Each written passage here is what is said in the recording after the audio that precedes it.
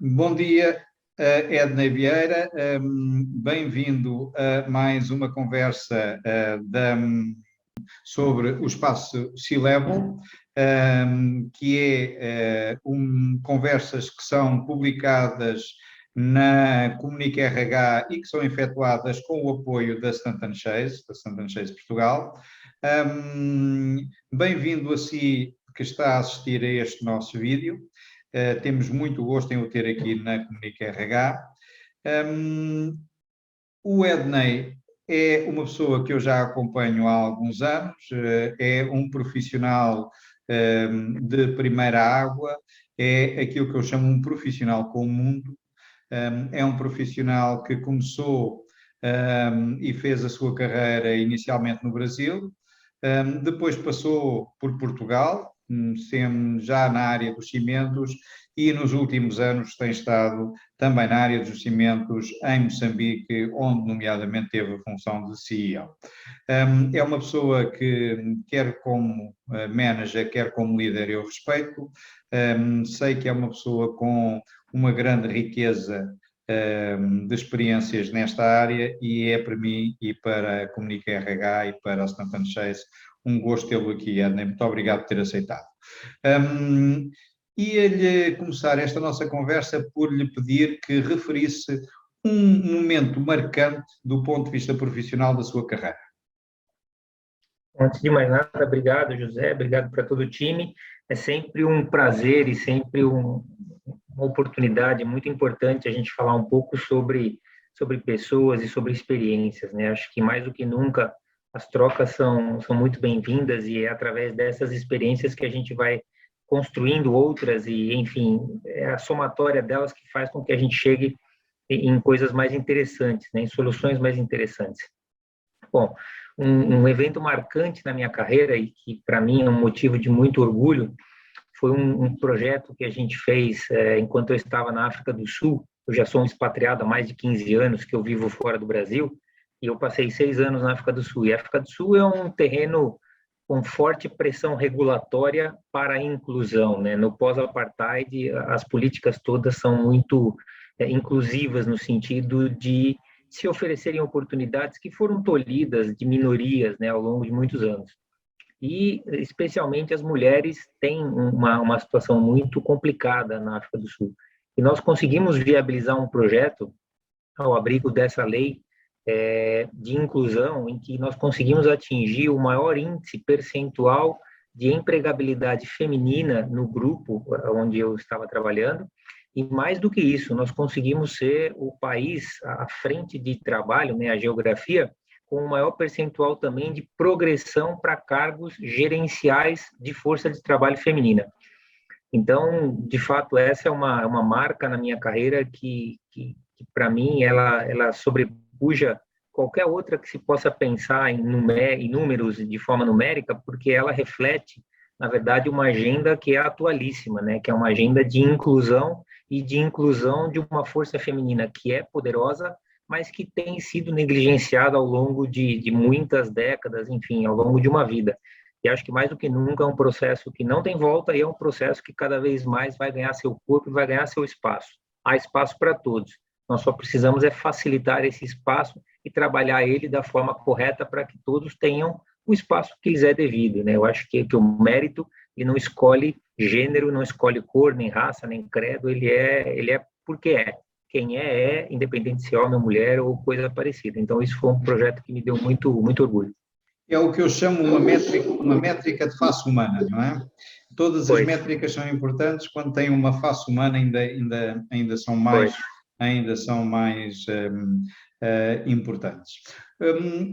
Enquanto profissional, enquanto pessoa com responsabilidades de liderança de equipas, e ocupou essas responsabilidades no Brasil, em Portugal, na África do Sul, em Moçambique, teve, enfim, a possibilidade de contactar por diversas vezes com profissionais de recursos humanos, departamentos de recursos humanos. Qual é a sua visão da importância do gestor de recursos humanos? Qual é, para si, o papel do gestor de recursos humanos nas organizações e como é que você o valoriza? Bom, José, assim, o RH ele já vem sendo taxado de uma série de nomes ao longo da sua história, né? Começou lá para o departamento pessoal e vem vindo com outras rubricas, recursos humanos, gestão de talentos e gestão de pessoas e etc. Mas eu acho que no fundo, o RH ele tem essa marca de pessoas que você mesmo mencionou da métrica com a face das pessoas. Eu acho que isso é de suma importância e ela deve estar no centro da estratégia de qualquer organização. O RH não é uma área suporte, longe disso. Ele é uma área que caminha junto, é uma área que, aliás, ela tem o papel e a responsabilidade, para não dizer que ela tem o benefício para o próprio RH de ser uma área transversal e que ela toca a todos os outros departamentos da empresa.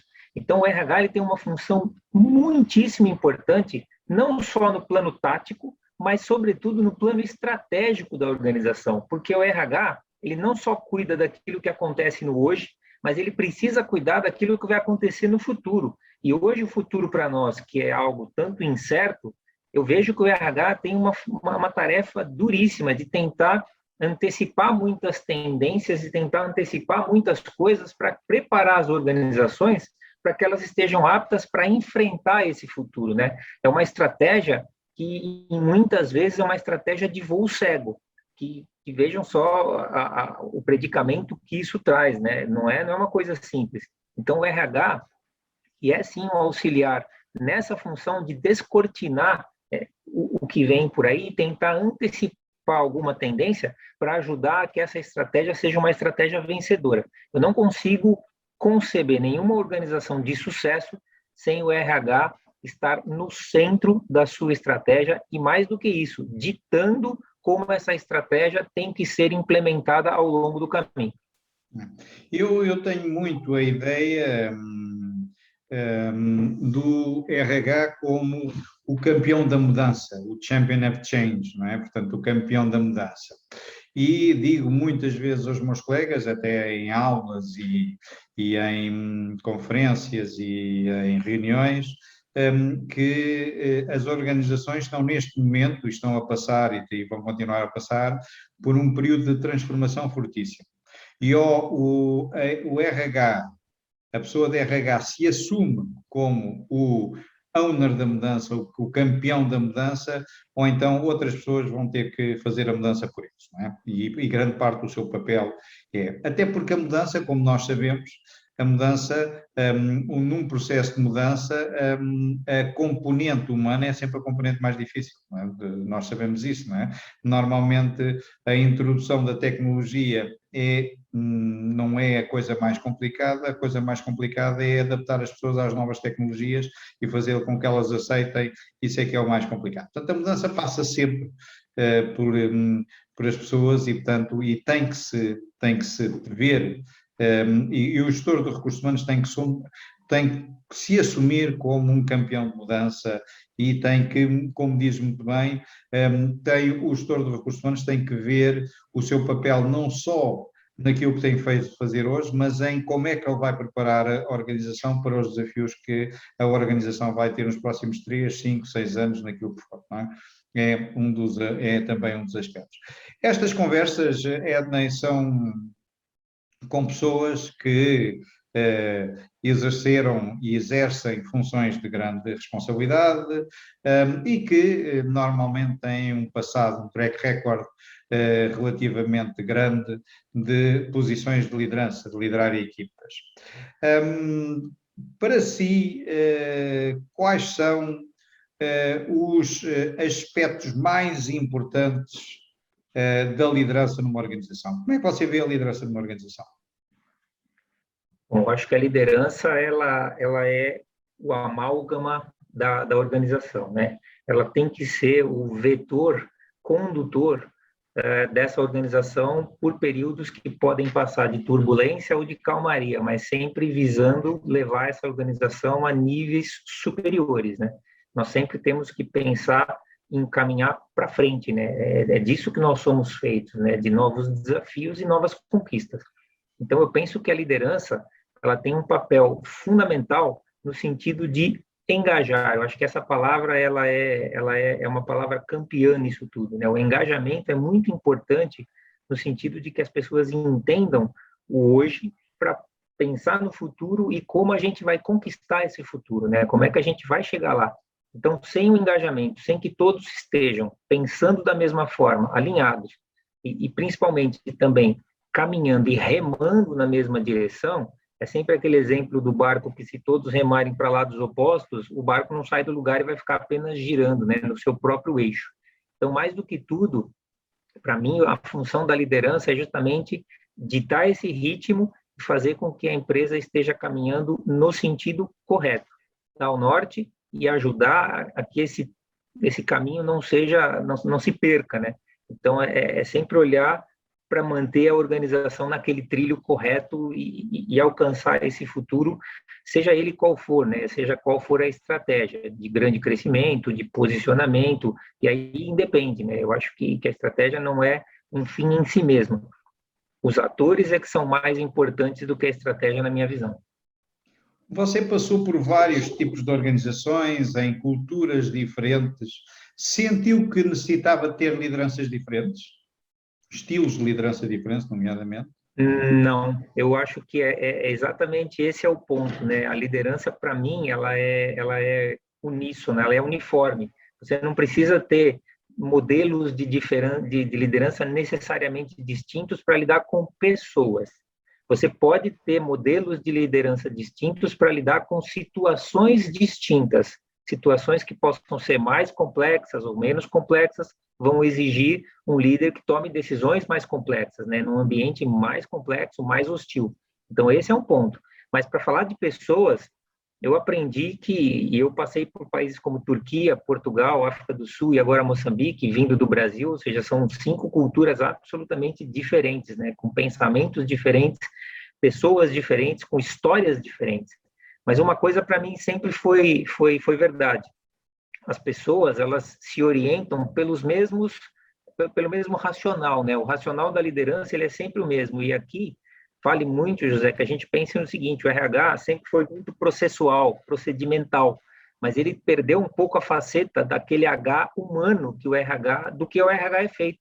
Então, nós precisamos nos orientar para humanos, para a humanidade do processo, né? Porque quer seja uma cultura X ou Y, qualquer dela, e qual seja a estratégia, uma coisa sempre vai estar lá no centro, é a pessoa. E a pessoa é feita de sentimentos, ela é feita de frustrações, de esperanças, de pessimismo, de otimismo. E esse é um ponto importante que o RH tem que saber manejar. Fazer com que tudo isso consiga ser gerido da forma mais competente e mais otimizada, para que todo aquele recurso que está à disposição das empresas nos recursos humanos seja posto em prática e esteja sempre no seu máximo potencial. Então, de novo, o ser humano, ele é único em todo lugar, ele é o mesmo, mais ou menos. Você muda um pouco a forma de abordar, mas a liderança, ela tem que ser sempre a mesma. E a minha preferida é sempre uma liderança inspiracional. É buscar o que há de melhor em cada um, e quando ele põe para fora, ele sim é que atinge os objetivos mais além. Eu percebo isso, mas tenho uma ideia de que, por exemplo, aquilo que uma pessoa, vamos imaginar, japonesa, espera do seu líder, é diferente daquilo que um holandês, que tem uma cultura completamente diferente, ou um moçambicano esperam do líder. Portanto, até porque têm culturas diferentes, expectativas diferentes, formas diferentes de estar. Como é que você se adaptava, tendo passado por sítios tão diferentes, como é que você se adaptou a estas situações? Eu acho que é principalmente respeitando essa cultura local de cada um, né? E aqui que eu digo que a abordagem é sempre a mesma, é respeitar a cultura. Então, se é uma cultura mais intimista, você adota um tom mais intimista, não é tão evasivo, sem deixar de passar o recado que você tem que passar. Se é uma cultura mais permissiva, então você também pode jogar o jogo de acordo com aquela regra, mas sem abusar dos limites que a própria cultura lhe impõe. Então, são exemplos muito, às vezes, pequenos, mas claros. Numa cultura muçulmana, você não vai sair num país daquele dando a mão para senhoras. Você não vai sair fazendo aquilo, né? Porque é uma agressão à cultura. E qualquer agressão à cultura, vindo de um líder, você já perde totalmente a credibilidade. Então, eu sempre apliquei na minha vida um modelo de liderança que respeitasse as individualidades e as culturas locais para que a minha credibilidade enquanto líder nunca fosse questionada. Há quem diga que não há liderança sem ser pelo exemplo. Como é que vê esta afirmação? Eu acho que ela é correta, mas ela não é um fim em si mesmo. Para mim, José, eu não gosto muito daquele clichê que se diz lidere pelo exemplo. Eu não sou muito fã disso, não, porque eu acho que ele é muito curto. Porque a liderança pelo exemplo, às vezes, ela pode ser castradora, porque eu posso mostrar como se faz, mas se eu não tiver habilidades para ensinar ou mesmo para estimular que se vá além, você apenas castra uma iniciativa e eles ficam, a gente pode ficar pela média, né? Ou até se eu sou um exemplo que faz não com tanta galhardia ou com tanta excelência algum processo, ele pode parar por ali, sem a pessoa que vai aplicar aquilo se sentir estimulada e incentivada ou mesmo desafiada a ir além. Então, eu particularmente respeito esse tipo de liderança e acho que ele é importante em algumas medidas, mas particularmente, quanto mais você está num nível mais alto dentro da organização, menos eu acho que ele deve ser utilizado. Eu acho que a liderança ela vai caminhando sempre para um lado inspiracional, que é aquele que eu gosto mais numa pirâmide, lá no topo, é a inspiração que é o ponto crucial para mim, para fazer com que todos consigam ir além dos seus desafios. E eu acho que esse pelo menos para mim, tem funcionado assim. Eu vejo isso, percebo exatamente a sua resposta e concordo com ela. Para mim, a componente exemplo não é tanto eu saber muito, sou líder de uma equipa de software, não é eu saber muito de software, porque seguramente há lá gente que domina algumas das linguagens do software mais do que eu. Portanto, nós não podemos ser o melhor exemplo, os melhores em tudo, e portanto provavelmente seremos numa outra coisa, mas na maior parte das coisas não temos. Para mim o exemplo tem muito a ver com a parte comportamental, tem exatamente com essa, a proximidade com a equipa, o acreditar na equipa, o inspirar a equipa, o dar espaço à equipa, o aceitar o direito à diferença, isso é que é, se por exemplo, eu costumo dar o exemplo, se eu passo a vida a dizer que a orientação para o cliente é fundamental, a orientação para o cliente é fundamental, a orientação para o cliente é fundamental, e no primeiro problema eu dou um exemplo do que não sou nada orientado para o cliente, o que a minha equipa vai fazer é aquilo que me viu fazer e não aquilo que eu lhe digo todos os dias para fazerem, não é? Portanto, e é muito nesta componente comportamental que passa um líder que transmite inspiração, que transmite espaço para as pessoas crescerem, que investe nas outras pessoas, transmite o exemplo de que os outros líderes devem investir nas suas pessoas, devem dar espaço a crescer às suas pessoas. É um bocadinho neste sentido que eu vejo. Pleno acordo, não, pleno acordo. É que eu gosto mais sempre daquele caminho de que eu gosto que as pessoas que trabalham comigo sejam melhores do que eu. E é por isso que eu aplico a inspiração, porque eu quero que eles realmente sejam, que vão além do que eu posso ir. E eu posso aprender com eles. Eu acho que é um processo mútuo de inspiração e conquistas. Você está num país que eu gosto muito, que é Moçambique. Como sente que é a liderança em Moçambique? Que características é que você tem visto em Moçambique que são características que considera-se não únicas, muito específicas de Moçambique? Bom, acho que Moçambique tem um particular, né? É um país que tem muita carência de liderança, né? Eu acho que e essa carência tem vindo a ser suprida, nomeadamente por força de trabalho estrangeira, né? A gente vê muita raiz portuguesa aqui, pela própria ligação histórica, vê-se muito brasileiro por aqui também, por questões de unicidade da língua, né? Que facilita também o trânsito. vê-se muita gente da Europa também, enfim. E eu acho que esse é um problema grave para o país, né? Porque se não houver a transferência do conhecimento dessa liderança que está aqui, está ajudando as coisas a caminharem, não houver essa transferência para a liderança local, a gente não vai sair daquela armadilha de você ter uma força local subserviente, né? De novo, aquela liderança não pode ser castradora do processo, né? Eu vi muito na minha vida, José, líderes que foram castrados praticamente no seu processo de tomada de decisão e depois acaba se tornando uma pena, uma pessoa com muito conhecimento técnico que não sabe tomar decisão porque lhe tiraram essa prerrogativa, né, no passado, e as pessoas acabam tendo dificuldade, né? A tomada de decisão, ela tem uma componente muito forte de repetição, né? Tentativa e erro, às vezes, e você vai percebendo por onde estão os caminhos e vai aprendendo. Então, acho que Moçambique está meio que nesse dilema, né? Nessa virada de página agora, onde muitas empresas também, por questões de custo, estão retrocedendo um pouco nesses processos de expatriação. Moçambique corre aqui um risco, sim, de ver essa força de trabalho mais de liderança, de repente, sair e acabar se vendo nesse vácuo de liderança que pode existir.